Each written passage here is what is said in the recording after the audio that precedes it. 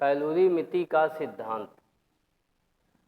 इसमें जब एक उच्च ताप पर कोई वस्तु रखी है और एक दूसरी वस्तु जिसका ताप इस वस्तु से कम होता है और दोनों को जब मिला दिया जाता है तो इसमें ऊष्मा का प्रवाह उच्च ताप से निम्न ताप की ओर तब तक होता है जब तक दोनों का ताप बराबर नहीं हो जाता है।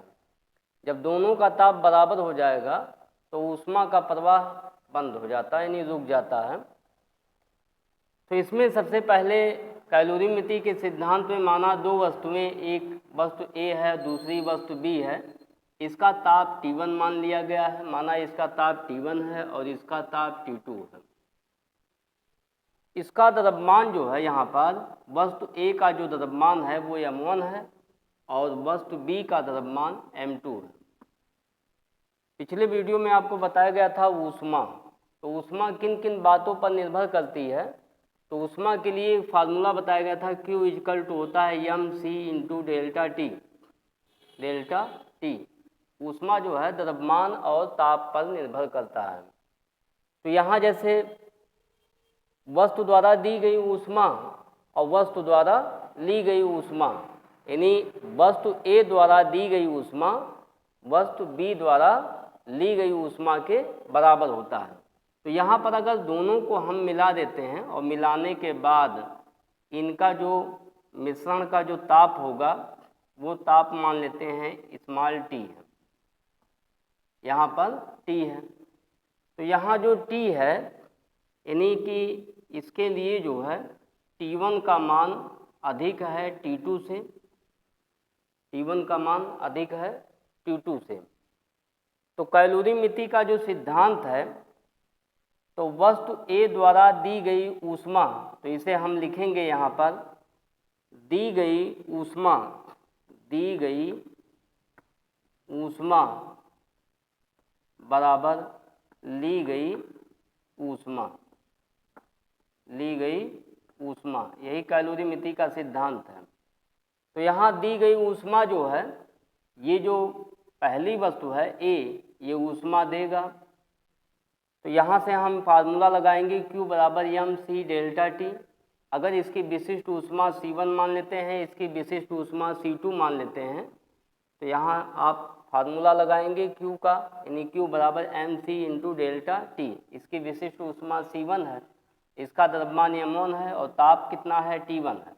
ओके, अब यहाँ से वस्तु A द्वारा दी गई ऊष्मा, तो इसके लिए लिखेंगे इसमें m1 C1 और डेल्टा T, और डेल्टा T का मान होगा T1 माइनस टी। तो यहाँ पर हो जाएगा तापांतर T1 माइनस टी।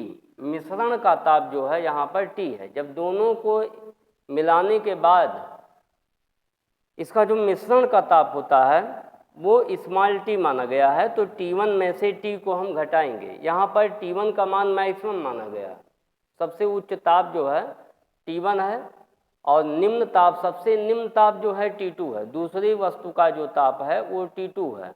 अब यहाँ से स्पष्ट हो रहा है कि T1 T2 के मध्य में ये स्मॉल t की वैल्यू आएगी।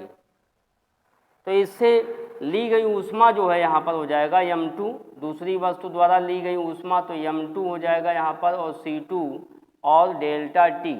तो डेल्टा T का मान क्या लिखेंगे यहाँ पर, तो T का मान अधिक होगा T2 से, तो यहाँ हो जाएगा T माइनस T2।